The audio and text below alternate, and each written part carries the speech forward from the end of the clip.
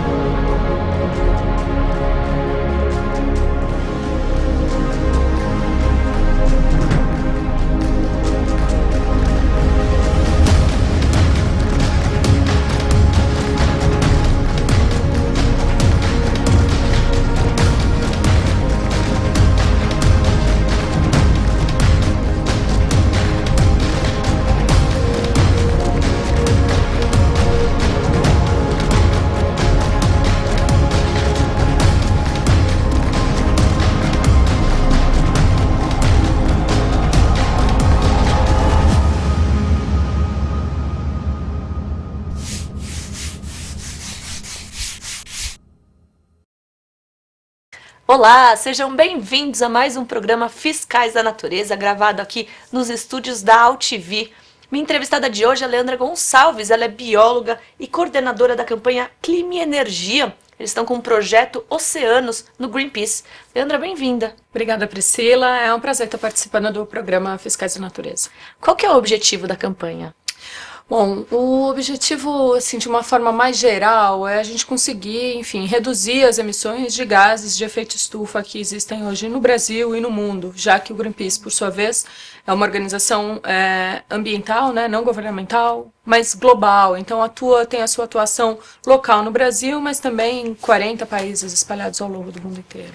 Dentro dessa campanha tem um projeto dos oceanos, né? Isso, a gente tem a campanha de Clima e Energia, na verdade, ela tem esse objetivo geral de reduzir as emissões de CO2 e a gente busca essa redução através de projetos que incentivem o uso de energias renováveis, né, fontes de energias limpas e renováveis, que explorem um pouco o fato de hoje a gente estar explorando esse pré-sal com uma saga bastante grande, com uma gana bastante grande, mas que esse pré-sal hoje ele é encontrado nas principais áreas de importância para a biodiversidade, né? De que forma que a gente lida com isso, de que forma que a gente compatibiliza o uso desse combustível fóssil altamente poluente, uma atividade de alto risco e insegura, com a conservação da biodiversidade, né? Então a gente foca nas energias ruins, e aí nesse ponto a gente considera o petróleo e a energia nuclear, e apoia e fortalece as energias limpas. E aí, com isso, a gente espera estar reduzindo as emissões de gases de efeito estufa. Vocês acreditam que é possível brecar o pré-sal no Brasil? Olha, o Greenpeace acredita que é possível, através de um cenário que a gente lançou, inclusive, no final do ano passado, acontecer uma revolução energética, né, que a gente chama, que seria um investimento forte dos governos em energias limpas e que até 2050 o Brasil, por exemplo, poderia ser um país praticamente 100% renovável. E essas energias limpas e seguras dariam conta de toda a nossa demanda energética. Então, sem dúvida nenhuma, eu não diria contrário à exploração do petróleo, porque ele tem vários outros usos, né, roupas e plásticos, né, o setor da petroquímica, que ainda não existe solução tecnicamente, comercialmente viável, mas sim, eu diria que para a questão energética é totalmente possível. Mas o Brasil, tendo petróleo, ele não abastece só o país, né, só o Brasil. Então ele se fortalece de alguma forma tendo petróleo e podendo vender, né? Exatamente. Um dos principais interesses do governo brasileiro para esse petróleo do pré-sal, que foi recém-descoberto, são as exportações, né? Países, inclusive como os Estados Unidos e China, já fizeram acordos bilaterais com o nosso governo para a compra desse petróleo do pré-sal. No entanto, é importante a gente lembrar que as emissões que causam o aquecimento global e que já têm trazido vários catástrofes ambientais, um exemplo disso são as fortes chuvas que a gente teve recentemente, as emissões são globais. Então, não importa se a emissão é realizada no Brasil ou se ela é realizada nos Estados Unidos, o aumento dessas emissões de gás de efeito estufa é que causa o aquecimento e ele é global, né? Então, não sei o quanto exportar, na verdade, não é a solução desse problema. Uhum. A profundidade que é retirado o petróleo faz diferença? No caso, o pré-sal está nos fundos, nas profundezas. Né? Exatamente, faz uma diferença muito grande. A tecnologia existente até cerca de 10 anos atrás para a exploração do petróleo offshore, que é a exploração do petróleo no mar, ela era feita em águas rasas, né? E desde a descoberta do pré-sal, é uma profundidade de cerca de 7.000 metros de profundidade. Exemplo do que a gente presenciou alguns meses atrás, na verdade vai fazer um ano, né, agora fez um ano no mês de abril, foi o desastre que ocorreu no Golfo do México, numa profundidade um pouco menor, mais ou menos 4.500, 5.000 metros de profundidade, são áreas remotas, onde as pessoas, inclusive, têm pouquíssimo conhecimento de como se comportam as correntes, o sistema de pressão nessas profundidades é bastante complicado. Então, de que forma pode a empresa, né, ou enfim, os governos, garantir segurança nessa atividade de exploração e, inclusive, de que forma que eles podem garantir a contenção em caso do risco de um vazamento, né? Então, é uma exploração ainda bastante conhecida e que nenhuma empresa ainda tem tecnologia segura para essa exploração. Você sabe me dizer qual foi o impacto que teve chama BP, né, a plataforma que teve a BP? Olha, é uma empresa de petróleo, né, chamada British Petroleum, que estava operando, é uma empresa inglesa operando na água territorial, as águas territoriais americanas. Um vazamento ele tem assim um impacto praticamente irreversível para a biodiversidade marinha, né? Ainda mais ali na região do Golfo do México, onde o mecanismo de contenção, as estratégias existentes para a segurança demoraram a chegar, mesmo porque a gente está lidando com a questão marinha, né, onde as condições climáticas operam e interferem muito no procedimento de segurança. E justamente naquela época tiveram 2 furacões na região, o que impediu que o mecanismo de segurança fosse realizado. Então, isso é um dos exemplos de que mostra que os mecanismos de segurança eles não são 100% realizáveis no momento que ocorre um vazamento. E aí, a gente tem notado nos últimos meses cerca de 50 a 60 golfinhos do nariz de garrafa, que é o flipper, né? A maioria das pessoas conhece esse golfinho encalhado, são bebês golfinhos encalhados nas praias da Louisiana e da Flórida. A gente relata também alguns recifes de corais que, através de algumas análises químicas, têm se mostrado também com alto nível de contaminação não existente anterior ao vazamento da British Petroleum. O Greenpeace seria a favor disso se não fossem águas profundas, se não fosse um local de tanta biodiversidade?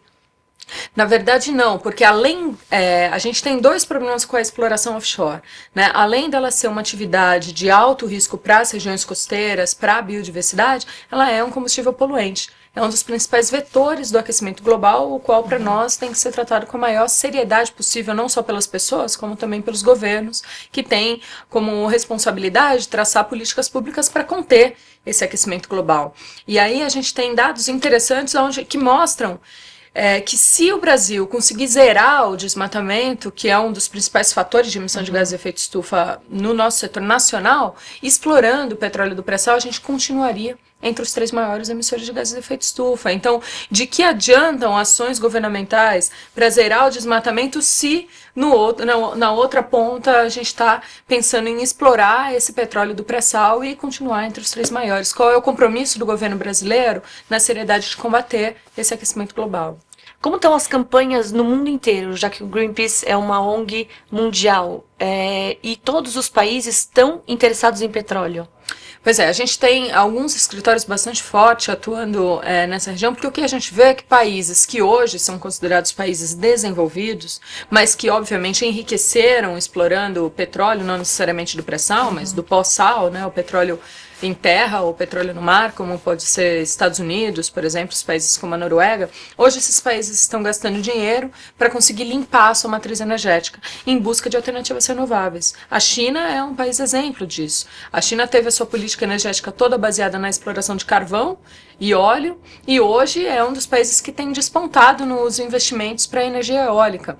Então a gente acredita que o Brasil é um país que tem potencial para crescer já de forma diferente, né? Se tem essa ideia de você aproveitar as lições aprendidas, ver o esforço que os governos de outros países estão fazendo para limpar a sua matriz energética, poderia ser o primeiro ponto de partida para o governo brasileiro decidir iniciar o seu desenvolvimento com uma matriz energética mais limpa, né, e não sujando, né, não apostando num retrocesso, chegando atrasado a um futuro. Uma energia mais limpa, ela não é também mais cara? Hoje a energia mais limpa ela é sim mais cara, não só para o consumidor final como para os governos. E isso é falta de uma política pública que dê o mesmo subsídio que é dado para o combustível fóssil para as energias limpas. Então tem uma lei hoje que é o projeto de lei de energias renováveis tramitando no Congresso, né, e mais absurdo é que esse projeto tramita no Congresso há mais de 2 anos. Né, então, de que forma que a gente consegue ter uma agilidade no processo político dentro do Congresso brasileiro para aprovação desse projeto de lei que garanta os mesmos benefícios para o consumidor e para os investidores na energia eólica para que ela receba um maior interesse desses investidores. Hoje ela é mais cara por falta de subsídio governamental. Então é mais do que urgente que o governo brasileiro aprove essa lei de renováveis e dê, assim, garantia de que a energia renovável pode ser viável para o investidor e para o consumidor final. O Greenpeace é conhecido pelas suas ações. Como vão ser as ações do Projeto Oceano? O Greenpeace ele é reconhecido mundialmente pelas suas ações diretas, pacíficas e não violentas. E essas ações, elas têm como objetivo ter como eu diria, ter uma exposição bastante grande na mídia, mas também agir no local onde está acontecendo, em tese, um crime ambiental. Uhum.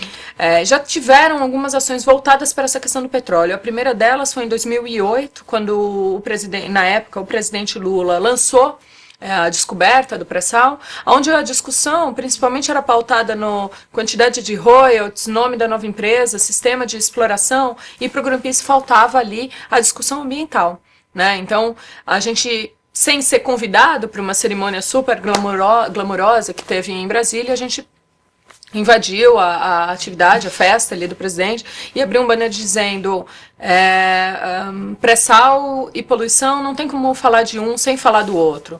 E com isso a gente conseguiu fazer com que o debate do pré-sal ele não fosse apenas um debate econômico, mas também um debate ambiental. Depois, na sequência, a gente tem várias atividades também políticas para dar sequência a isso, né? Então, pautar os deputados para que essas emendas saiam de uma forma ambientalmente mais correta, para que o direito das comunidades tradicionais, inclusive, seja respeitado dentro do quesito exploração de petróleo e gás. E agora, a partir do meio do ano, na sequência de 2011 para frente, a gente tem uma série de atividades propostas para conseguir organizar melhor, eu diria, esse setor do petróleo para que ele seja cada dia mais limpo e renovável. Uhum. Então, que você deixe de explorar fonte de energia suja para explorar a fonte de energia limpa. Quais são os projetos em andamento, como esse projeto dos oceanos, aqui no Brasil? Olha, aqui no Brasil a gente tem a questão de oceanos versus petróleo, de que forma que a gente trabalha essa questão considerando o meio ambiente e a biodiversidade. A gente tem uma campanha voltada para a questão do aquecimento global, de que forma que o Brasil implementa a sua política nacional de mudanças climáticas visando combater o aquecimento global. Temos a campanha contra a energia nuclear, principalmente dado o contexto de Fukushima no Japão agora. Então, de que forma que o cidadão brasileiro se comporta para exigir do governo brasileiro o fim da construção da usina de Angra 3, e inclusive que pare a usina de Angra 2 e a usina de Angra 1, e que o programa nuclear brasileiro tenha uma data para ser encerrado. Afinal, aqui no Brasil, onde a gente tem sol, a gente tem vento, a gente tem biomassa o suficiente abandonada e desperdiçada nos nossos canaviais, por que não aproveitar essa energia limpa ao invés de investir numa energia segura? Quem gostou da entrevista e quer se voluntariar, pode? Qualquer um pode ser parceiro, voluntário do Greenpeace? Pode. Todas as pessoas podem participar do Greenpeace, seja de forma voluntária, seja colaborando financeiramente ou até mesmo através do cyberativismo. O Greenpeace é uma organização não governamental que não aceita ajuda de pessoas jurídicas, empresas, partidos políticos, então a gente conta com o apoio de pessoas físicas, como eu, como vocês, todo mundo é super bem-vindo a colaborar, você pode fazer isso pelo site. Caso você não queira colaborar financeiramente, você pode também ser um cyberativista. O cyberativista é a pessoa que participa de todas as atividades e protestos online realizados pelo Greenpeace. Então você pode acessar o site também, se cadastrar, receber os nossos informativos e participar da sua casa, do seu trabalho, do país onde você mora, da cidade onde você mora. E também você pode participar sendo um voluntário do Greenpeace. Hoje o Greenpeace tem cerca de 8 grupos de voluntários espalhados no Brasil inteiro, então Brasília, Rio de Janeiro, Manaus, Recife, São Paulo, Porto Alegre, são cidades onde hoje existem grupos de voluntários do Greenpeace, todas as pessoas são super bem-vindas a participar e são os voluntários que levam as demandas ambientais para as ruas, informando as pessoas, participando dos protestos e agindo como qualquer cidadão. Então, se você quer participar, você pode acessar o nosso site, que é www.greenpeace.org.br. Conversei com Leandra Gonçalves, aqui do Greenpeace. Leandra, muito obrigada pela entrevista, parabéns pelo seu trabalho, o que precisar aqui da gente, estamos à disposição. Obrigada, Priscila. Obrigada a vocês também que assistiram aí, espero que tenham gostado. Quem pegou a entrevista na metade pode assistir ela na íntegra no nosso site, fiscaisdanatureza.com.br, e outras entrevistas também, tá bom? Espero vocês na quinta-feira que vem. Um beijo, fiquem com Deus e até a próxima.